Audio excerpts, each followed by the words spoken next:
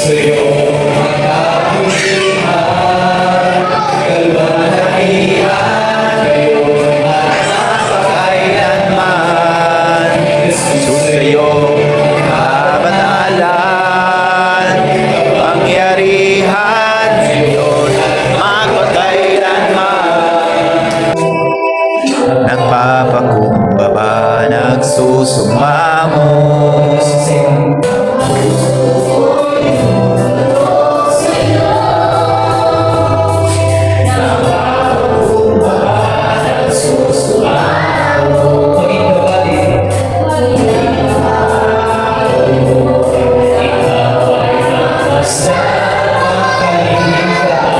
sa iyo ay pulisan.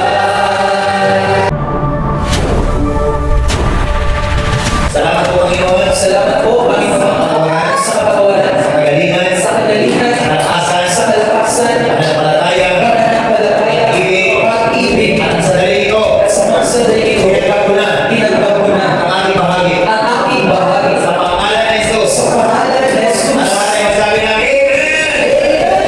Hallelujah! Pagtagumpayan niya ng Panginoon. Alam niyo po, ang trabaho ng tao ay natin ngayon sa lahat. Trabaho yan, tuhinang tayo sa katotohanan. Diba? The Bible says, ang katotohanan ang magpapalaya sa atin. Amen? Hindi si doktor ang magpapalaya sa atin. Hindi si albularyo ang magpapalaya sa atin. Hindi si herbal ang magpapalaya sa atin. Hindi rin si Marcos ang magpapalaya sa atin saan? Sa presyo ng bigas na mataas. Sabi 50 pesos, ngayon na na. Hindi man lang bawas kalahati. Diba? So, kung ang pananampalataya natin nakatuon sa tao, madidisapuin po tayo. Pero kung ang kalayahan natin, ilalaan natin sa salita ng Panginoon, yan katotohanan na yan ang magpapalaya sa atin. Amen. Kapag ang salita ng Panginoon, pag-ibig magbago yan. Okay. Romans chapter 8, verse 38. Sapagkat natitiyak ko, wala na makapaghihiwalay sa atin sa pag-ibig. Amen.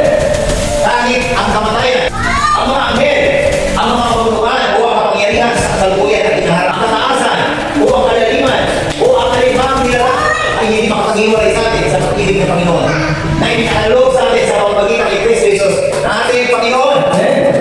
Kung ibigay niyo kayong sarili, nag-iisang bugtong na ang hirap ba sa Panginoon ay ibigay yung mapakakailangan natin? Kagalingan, kalakasan, finances, relationship, wala po makapag-iwalay sa atin sa pag-ibig.